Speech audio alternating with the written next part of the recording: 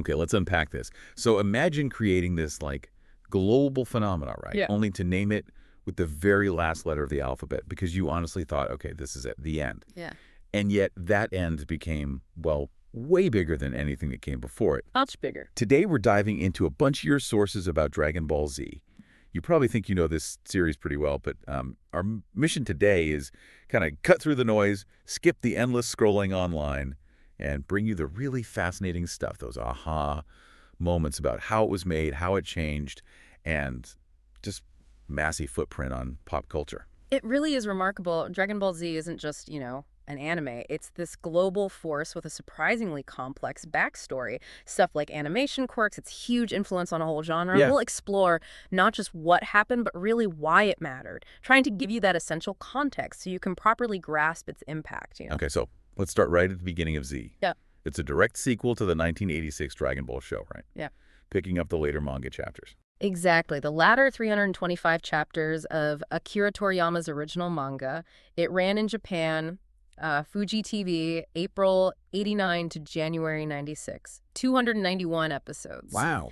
And eventually got out to, at least 81 countries. It was everywhere. But why? Why start a whole new series? Why not just continue Dragon Ball?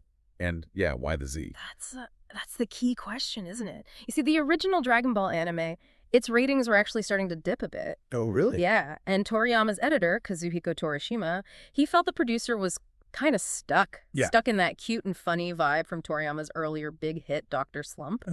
And he just wasn't capturing the newer, more serious tone the manga was taking on as Goku got older. So Torishima actually stepped in, pretty forcefully apparently, demanded a new producer and writer. Wow. Yeah, Kushimura Shita and Takao Koyama, they came over from Saint Seiya. The specific goal was to, reboot Dragon Ball now that Goku was growing up. Plus, launching a whole new series, that generates way more promotional money. It was strategic. Makes sense. Okay, and the Z. But is there some, deep lore reason, something hidden? You'd think so, wouldn't you? Some grand plan. But, no. In classic Toriyama fashion, it was super simple. Okay. He just added the Z, because it's the last letter of the alphabet. For him, it just meant he wanted to finish the series. He was literally saying he was running out of ideas. No way. Yeah. The real irony, of course, is that this final sequel ended up having more episodes than the original Dragon Ball. That's hilarious.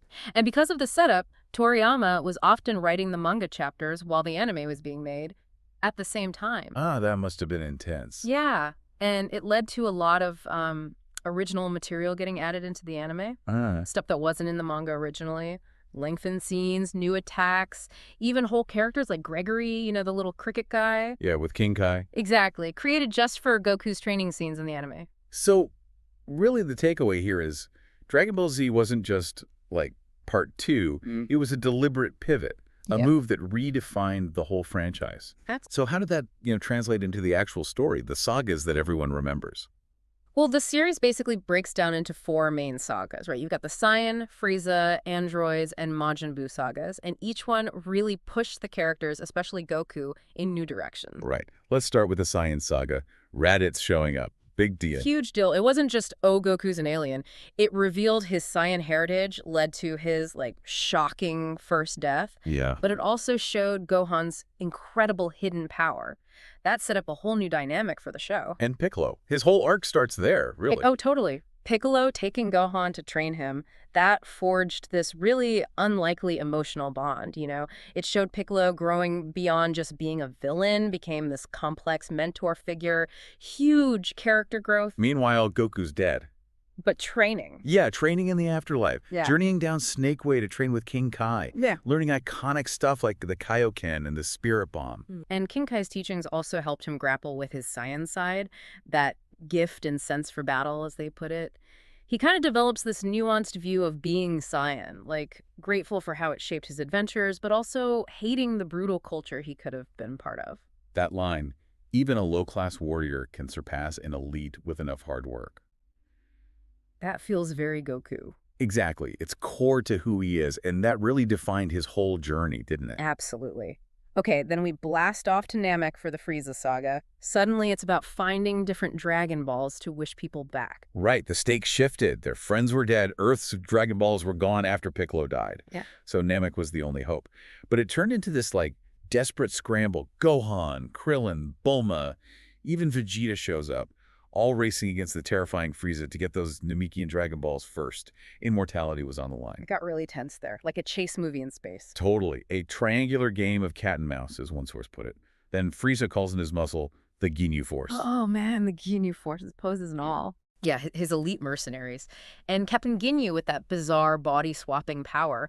But then Goku finally arrives, fully healed and stronger, and just dismantles them, single-handedly. Even Vegeta's stunned. But the real turning point. Krillin's death, Frieza killing Krillin right in front of him, that just pushed Goku over the edge, and boom. Super Saiyan, for the first time. The birth of a legend. That moment completely changed everything for the series. Forever. Goosebumps stuff. Seriously. Okay, so that legendary power gets put to the test again pretty quick in the Androids and Cell saga, which starts with time travel. Yeah, it throws you a curveball right away. Future Trunks arrives. Vegeta and Bulma's son from a ruined future comes back with this dire warning. Deadly androids are coming. They'll destroy everything. And worse, Goku himself is going to die from a heart virus before they even show up. Man, talk about raising the stakes again. Right.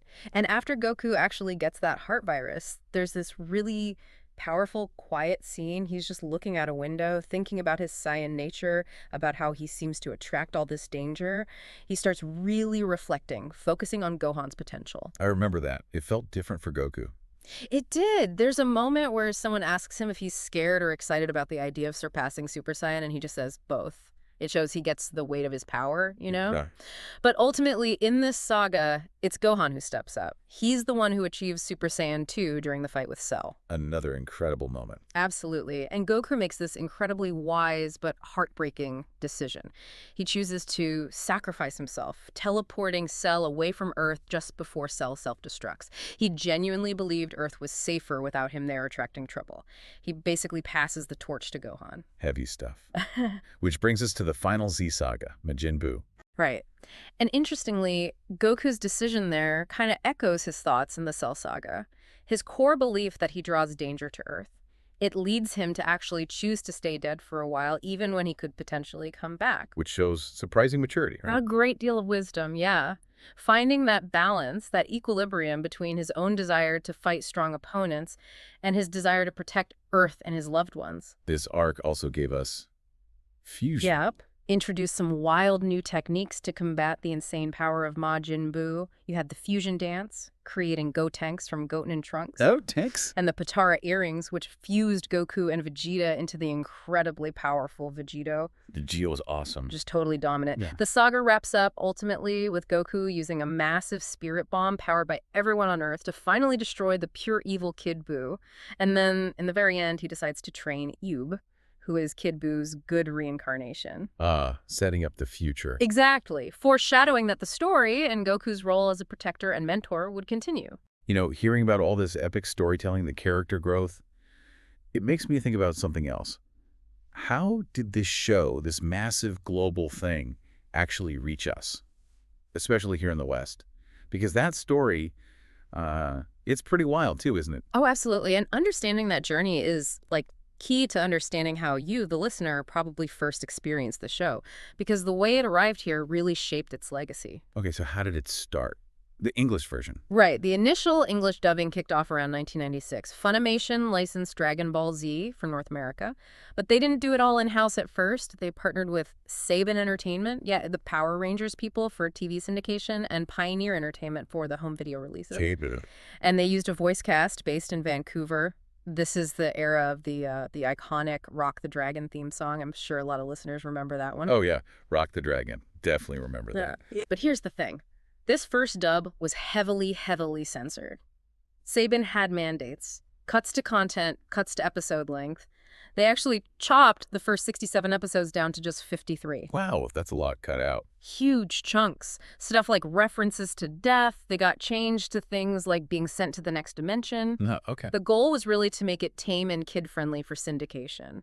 But this initial run actually stopped in 1998 because Saban started scaling back its operations. So it got canceled. Yeah. But then how did it become so huge? Ah, well, here's the twist.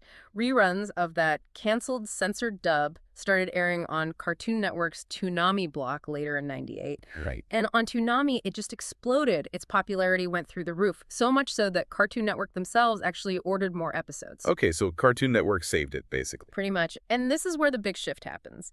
Funimation started producing the new episodes again, but this time without Saban involved. No more Saban mandates. Exactly, which meant two key things. One, they used a new in-house voice cast based in Texas. This is where you get Sean Stemmel as Goku, Christopher Sabat as Vegeta, the voices most Western fans probably associate with the characters now. Yeah, definitely. And two, the Saban-produced soundtrack, including Rock the Dragon, was gone, replaced with a new score by Bruce Faulconer. The Faulconer score, another iconic part for many people. Very iconic, yeah. And crucially, this new dub had way less censorship. Saban wasn't calling the shots, and cable TV had fewer restrictions than broadcast syndication. So it was closer to the original. Closer, yeah. And it just took off, became the most popular show on the network, really helped kickstart that whole anime boom in the West in the late 90s, early 2000s. I totally remember watching it on Toonami after school. And didn't they keep running out of episodes, like going back to the beginning? We all remember those back to Raditz moments. They'd air the new episodes, run out, and bam, back to the start of the Science Saga until the next batch was ready. It built incredible anticipation. Man, good times. And Toonami also showed the movies, right? They did. They aired the first 3 DBZ movies initially, and what's really interesting is that World's Strongest and Dead Zone, they actually aired uncut with the original Japanese Kikuchi score for the first time on Cartoon Network. Oh, wow, that's cool, with the Japanese music. Yeah, they even used the legendary movie trailer voice Don LaFontaine for the promos. And there was even like a split-second moment where you could hear Masako Nozawa, Goku's original Japanese voice actor. Just a tiny snippet slipped in. It showed they were starting to treat it with more respect, you know. That's awesome. It really felt like a big event when those aired. Definitely. And the connection runs deep. You know Tom, the Toonami robot host? Yeah, of course. The original Tom was voiced by Sonny Strait, Krillin? Krillin's English voice actor, and later versions of Tom were voiced by Steve Blum, who actually voiced Goku in a Dragon Ball GT video game for the PlayStation 1 way back when. No way. It's all connected. It really is. The show and the platform that launched it into superstardom here are totally intertwined. So, after the Toonami success, what happened with those early censored episodes? Did they ever get a proper release? Yes, thankfully. This leads into the era of remastered versions and re-releases. Starting around 2005, Funimation went back and redubbed those initial 67 episodes. With the Texas cast? With their now established in-house Texas cast, yeah. And crucially, they aired them uncut for American audiences for the first time. So you finally got the full story from the beginning, consistently voiced. Finally. That must have been huge for fans. It was a big deal. Later on, Funimation also did those remastered DVD releases where they controversially cropped the entire series into a 16.9 widescreen format. Oh, yeah, I remember the debates about that. No, Losing picture at the top and bottom. exactly. Fans who wanted the original 4.3 aspect ratio were not happy. And there was more controversy with the 2019 30th anniversary Blu-ray release, which was in 4.3. But fans debated the heavy-handed digital noise reduction, the color saturation. Funimation basically said the changes were either mandatory or based on their own judgments. It's always tricky revisiting classics. True. And then there's Kai, right? Dragon Ball Z Kai. Yeah. What was the deal with that? Right, Kai. That premiered in 2009, timed for the series' 20th anniversary. Kai basically means updated or altered or revised.